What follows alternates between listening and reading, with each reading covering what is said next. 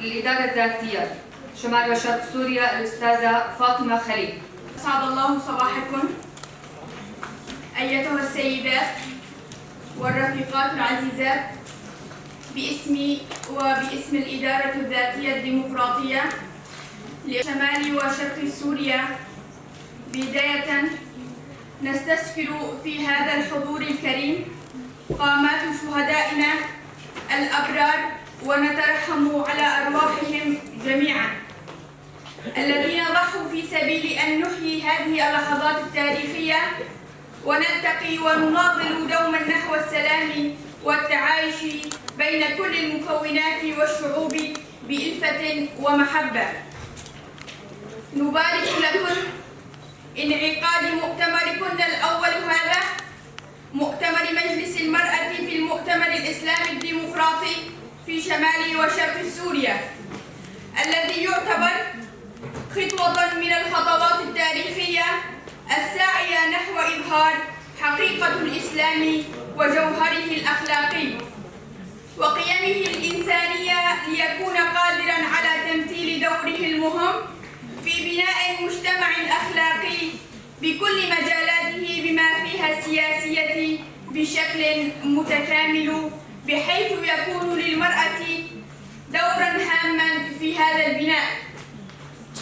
أيتها الأخوات، كما تعلمنا أن مؤتمر الإسلام الديمقراطي قد تؤسس في شمال وشرق سوريا كمظلة جامعة للمؤسسات الدينية منذ عام 2018، وذلك بهدف توحيد جهود العلماء لإحياء الأسس المجتمعية العادلة بناء على وثيقة المدينة المنورة التي ألفت بين الأديان وخلقت أجواء من التسامح والعدل في وسطها.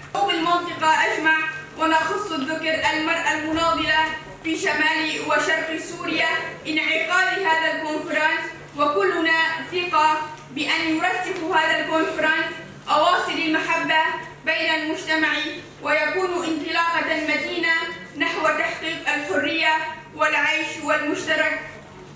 المشترك والسلام، الرحمة للشهداء والشفاء العاجل للجرحى والنصر المؤكد لقضية الشعوب الحرة. دمتم بخير والسلام عليكم.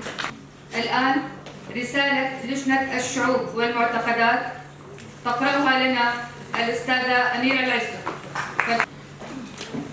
روج باش، صباح الخير.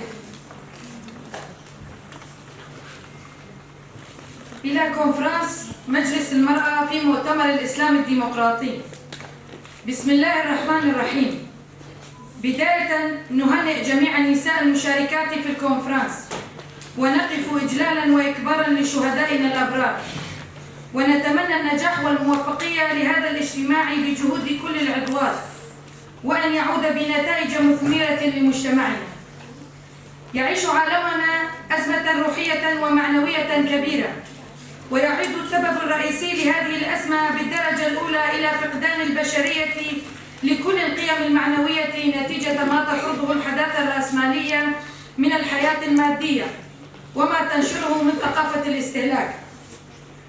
ففي هذا النظام العالمي يتم استهلاك كل شيء بما فيه الإنسان والطبيعة، فيصبح الربح الأعظم للمال هو الهدف الرئيسي في الحياة، لأن الجشع المادي الذي طغى على كل شيء أدى إلى ابتعاد الإنسان عن كل ما يربطه بالمجتمع وبالقيم الأخلاقية، ليصبح بذلك أسيرا لغرائزه وشهواته، ويتحول إلى وحش كاسر يقضي على الأخضر واليابس ويدمر كل ما يحيط به، فيشن الحروب ويقتل الكائنات الحية ويدمر الطبيعة ويضحي بكل شيء في سبيل تحقيق غاياته في التسلط وتحقيق الربح الأعظم. لا حول له ولا قوة. فالذكاء الاصطناعي الذي بات يسيطر على كل مجالات حياتنا جعلنا نبتعد عن العلاقات الاجتماعية. فالحديث عن زواج البعض من الروبوتات واستنساخ الإنسان وربط عقل الإنسان ببطاقات الذاكرة أو بالحاسوب ليس من عمل الخيال. القواعد الأخلاقية، ففي المجتمع الطبيعي ولولا القواعد الأخلاقية التي وضعتها المرأة لما كان لها أن تحمي أطفالها وتبني مجتمعها. فمنع قطع الأشجار الخضراء واستهجان سكب الماء الحار على نباتات الجشع المادي وإعلاء صفة الإيثار وتحريم الكذب وغيره من العادات التي ما زالت سائدة في مجتمعنا إلى يومنا هذا، جميعها تعود إلى القواعد الأخلاقية الأولى التي وضعت من قبل جداتنا وأمهاتنا الأوائل، وأصبح الجشع المادي وحب السلطة هما الغايتان الرئيسيتان للإنسان في ظل النظام الرأسمالي، ولأجل الوصول إليهما يبيح لنفسه ارتكاب كل جرائم القتل بحق البشرية والطبيعة وكل الكائنات الحية لدرجة ارتكاب جرائم الإبادة الجماعية. بالطبع لا تقتصر مناهضة الحداثة الرأسمالية للقيم فقط عن طريق القتل الجسدي، بل تقوم بقصف عقول وعواطف البشر بحيث يمنعهم من التفكير السليم واختيار الخيارات الصائبة. كما أن التعرض اليومي لحالة القصف هذه تشل شعور الإنسان وتجعله إنسانا آليا. عمل برنامج الكونغرس الأول للمجلس المرأة في المؤتمر الإسلامي الديمقراطي. الآن يتم قراءة تقرير مجلس المرأة في الكونغرس الأول. الأستاذة جيان عباس.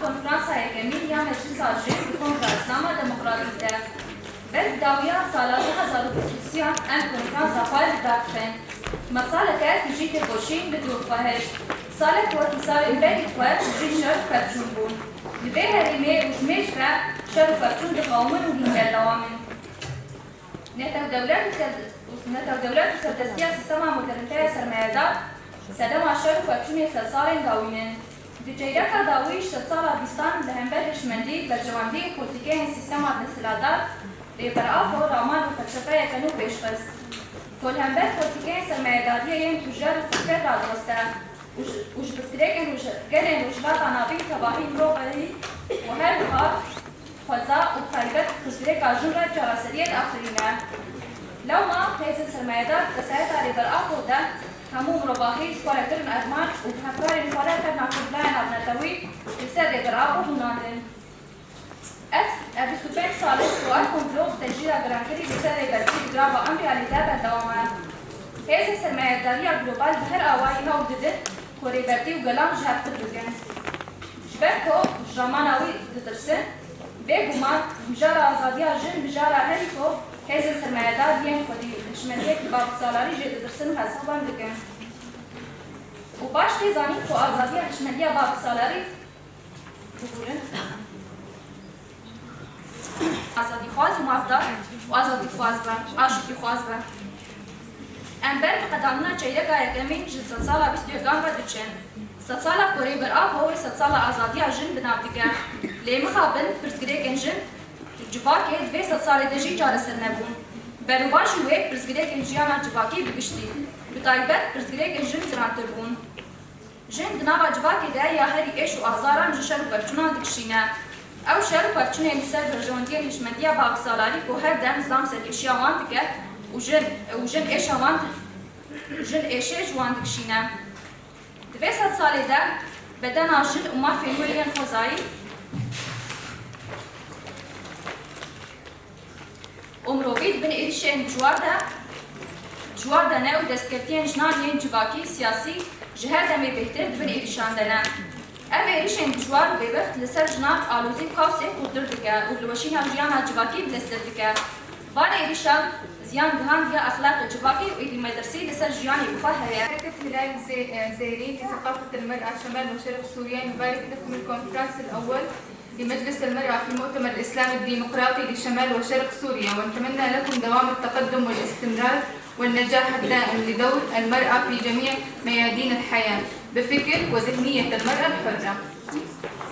تحية وبعد. إن العالم يزدهر بفكر المرأة ويعلو ويسمو بنضالها وانتفاضتها لتحقيق ما تهدف إليه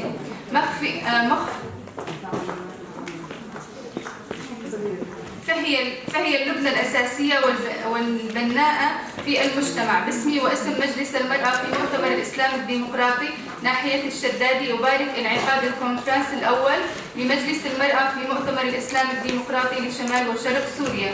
يدا بيد سنمضي ونكسر كل قيود الظلم والقهر ونساهم من أجل بناء مجتمع يسوده العلم والفكر بقيادة المرأة. جواب داشت دشمن دامایی نه شرم حتى الشاب سببها روش بروش أمير جياني حق زيادة بيكا برشي شوطة جيانا برشي شبوي بس سبولة تتيا فرما جناتيا برشو ميلتيا برشو جيانا برشو هذه باوی کمیه شبوی جانا خدای مزن ev gerdun afrandiye u mirovahî li ser bingeha hevjînî û hevtemankirinê ve jîn kiriye. Ev rêgeza kovê wê jiyan nadome.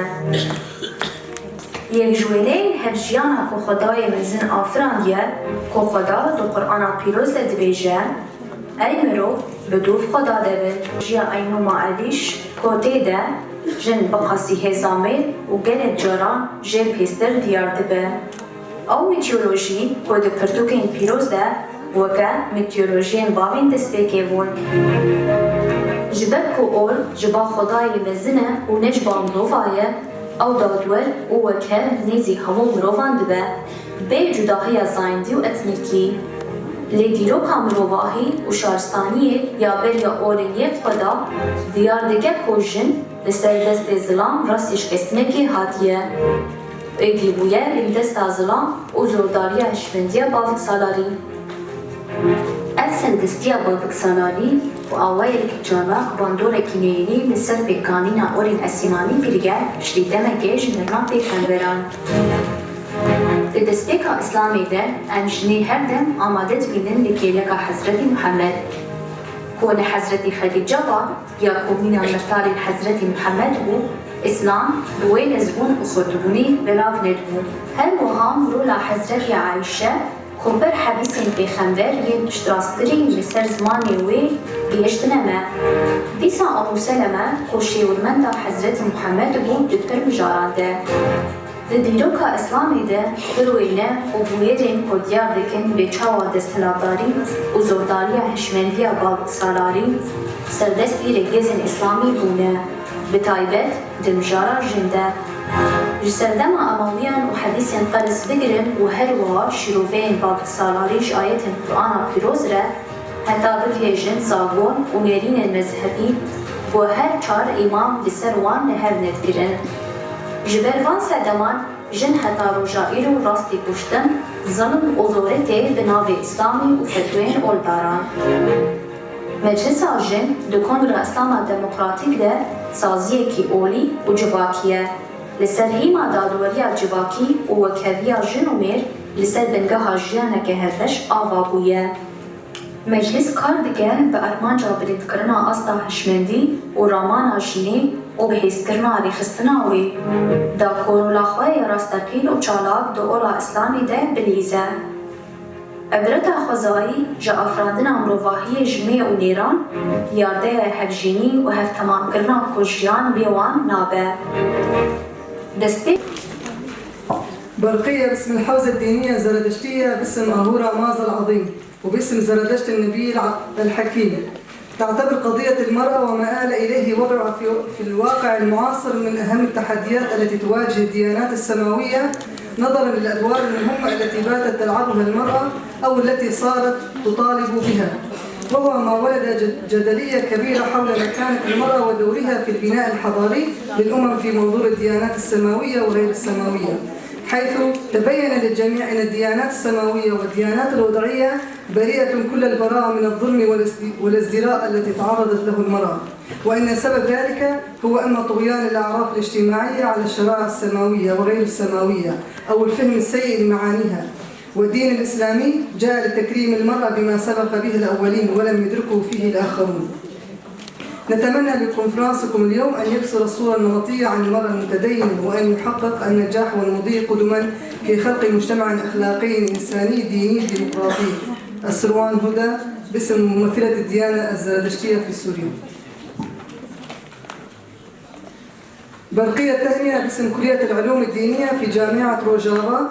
نبارك لكم من انعقاد الكونفرنس الأول لمجلس المرأة في مؤتمر الإسلام الديمقراطي مع تمنياتنا بالنجاح والتوفيق لكل امرأة مناضلة تسعى لإحياء المجتمع الأخلاقي والسياسي بقوة وإيمان فكر الإسلام الديمقراطي. بسم الله الرحمن الرحيم. السلام عليكم ورحمة الله وبركاته، وأفضل الصلاة وأتم التسليم على سيدنا محمد وعلى أخويه موسى وعيسى وآل كل وصحب كل أجمعين. أيها الإخوة والأخوات، أيها الأصدقاء والصديقات، نلتقي من جديد في هذه المنصة الإسلامية الحضارية في نهاية عام صاخب دام فجعت فيه الإنسانية بمأساة غزة، وارتكبت أشد جرائم الهول والقهر أمام نظر العالم وسمعه، وقد كانت المرأة والطفل هم أبرز الضحايا في هذه المأساة الإنسانية الرهيبة. وعلى الرغم من الفاجعة المدمرة، لا زال المتحاربين من الفريقين لا يكفون كل يوم عن إعلان الانتصارات، وهي انتصارات تتم فوق المدن المدمرة والحية المنكوبة والأسر المشردة والمستقبل المجهول. أين الإنسان في هذا الركام؟ ومع أن الحديث عن الفاجعة والمأساة هو ما تفرضه اللحظة والواجب، ولكننا لازلنا مدعوون دوما لالتماس الأمل في خيوط اليأس نعم، اليأس والحياة من ضفاف الموت، والإنسانية من طوفان التوحش. ولأجل هذا المعنى الكبير نلتقي هنا من جديد لنبحث عن مسؤولياتنا في هذا الواقع الإنساني المرير.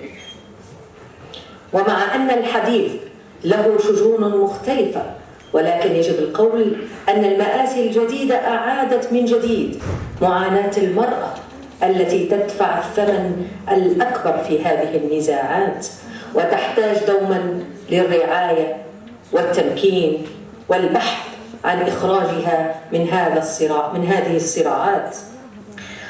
وليست الصورة المأساوية التي رأيناها في الشهور الماضية إلا الصورة نفسها التي عانت منها المرأة السورية خلال 13 عاما من المحنة، وهو ما يفرض على الجهات العلمية والوطنية والاجتماعية دورا للدفاع عن النساء ومشاركتهن. وفي غمار هذا المشهد الأليم تبدو في هذه البقعة الجميلة التي أراكم فيها من شمال سوريا بارقة أمل لمشاركة حقيقية وفعالة للنساء، حيث تتوفر الإرادة الصحيحة. من الشيطان الرجيم. بفضل الله، بسم الله الرحمن الرحيم، وأزكى الصلاة وأتم التسليم على المبعوث رحمة للعالمين سيدنا ونبينا وحبيب قلوبنا وشفيع ذنوبنا المصطفى الأمجد المحمود الأحمد أبي القاسم محمد، وعلى آل بيته الطيبين الطاهرين وأصحابه الأبرار المنتجبين.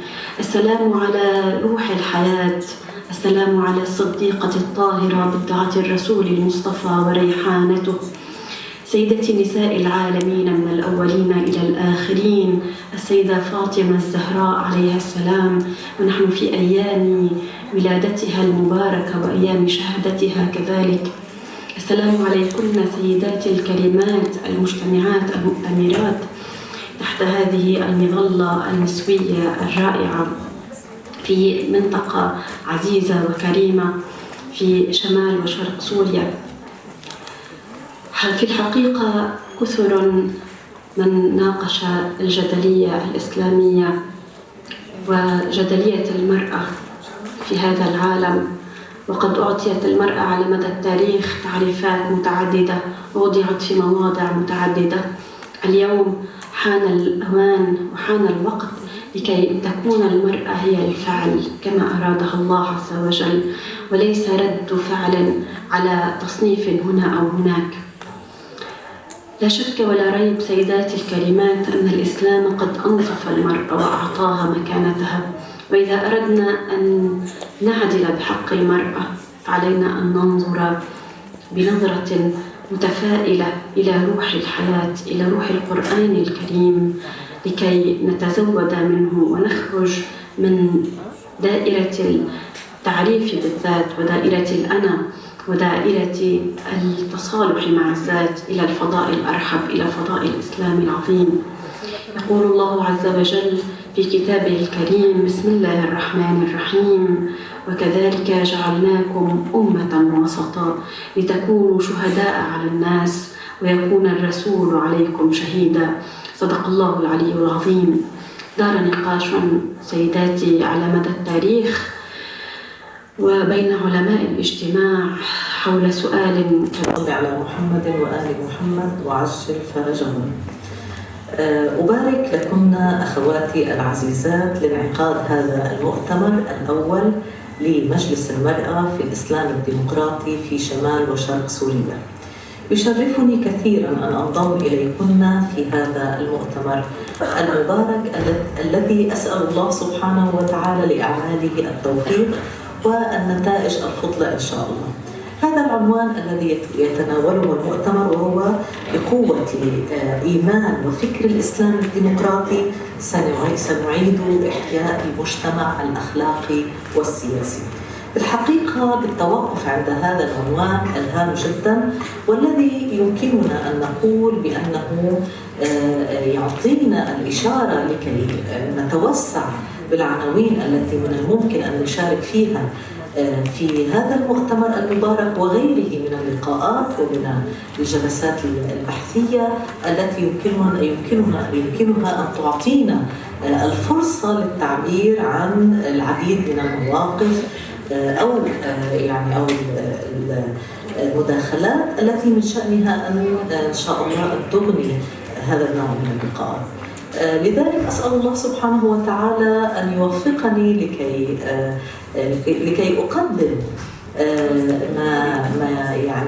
ما يفيد في هذا الإطار، إلا أنني إن شاء الله سوف أتحدث عن دور المرأة المسلمة الشيعية، يعني المنتمية إلى مذهب الاثني عشري، مذهب الجعفري الاثني عشري، وأن أتحدث عن هذه المرأة بمحاولة لتناول الأبعاد المتعددة لشخصيتها.